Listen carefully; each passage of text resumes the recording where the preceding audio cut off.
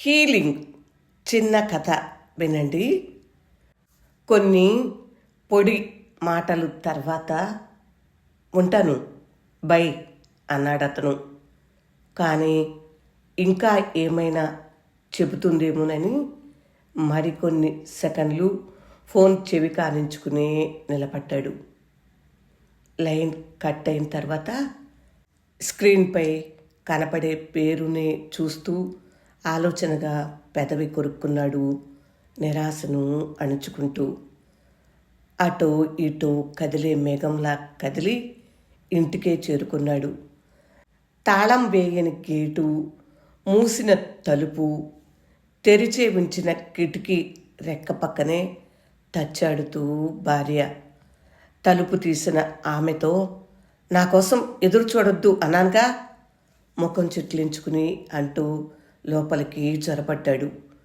పిల్లలు అంటూ నసిగింది ఆమె. చొక్కా విప్పి వంకీకి తగిలించాడో లేదో ఫోన్లో మెసేజ్ వచ్చిన చప్పుడు. అంతదాకా చెప్పని తన రహస్యాన్నేదో విప్పి చెప్పాలనుకునే ప్రియురాలు ఎంటీ మెసేజ్ను బట్వాడ చేసింది.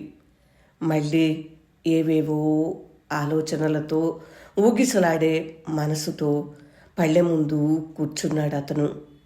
వడ్డిస్తున్న భార్యను తదేకంగా చూస్తూ, తన కోసం ఎదురు చూస్తూ ప్రియురాలు రాలుస్తున్న కన్నీళ్లను ఊహించుకున్నాడు. మునివేళ్లతో అన్నం కెలుగుతూ కూర దరిద్రంగా ఉందని తిట్టిపోశాడు.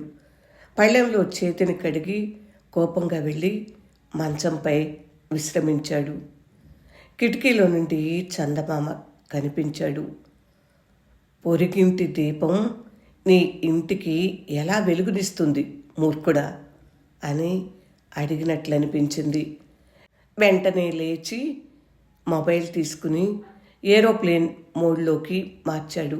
గిన్నెలన్నీ సర్దుతూ కళ్ళు తుడుచుకుంటున్న భార్యతో అన్నాడు, రేపటి నుండి కొంచెం శ్రద్ధగా వెరైటీగా వంట చేయి.